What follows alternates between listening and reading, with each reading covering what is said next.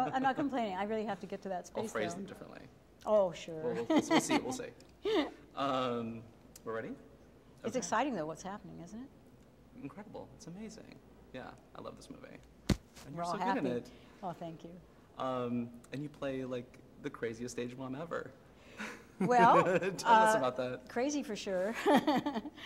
And I didn't once think of her as a stage mom. Isn't that funny? Really? Because I think of stage moms as mothers who are pushing people who don't really want to do it. I think Nina really wants to do it.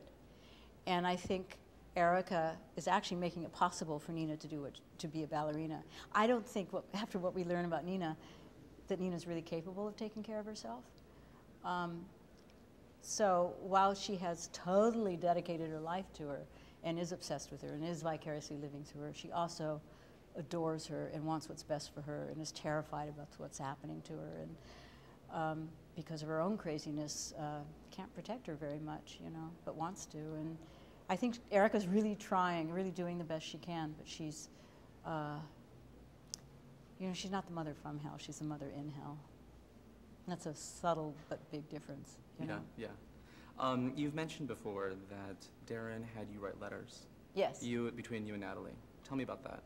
Well, I was cast at the last minute, as I often am, and we had one day of rehearsal, and I had to go to London, and she began filming, and he wanted me to write 2 letters to her as Erica to Nina, and I did, and it was really a great suggestion.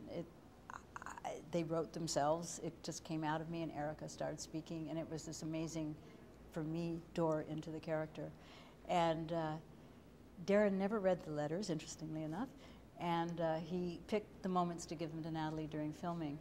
And what that did, aside from how much it helped me, was by the time we met up, because mine was at the end of the film, my section, we already had established a connection.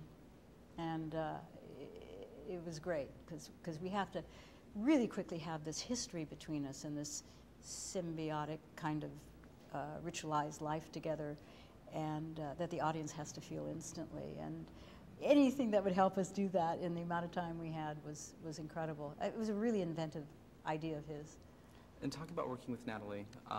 You know, I know that you came on board, like, or I mean, your scenes were shot at the end in that apartment, which was so designed beautifully with the mirrors, and there's so much going on, and it's an expression So of claustrophobic. Erica. Yes. So claustrophobic, that apartment. I kept thinking it was like Das Boot.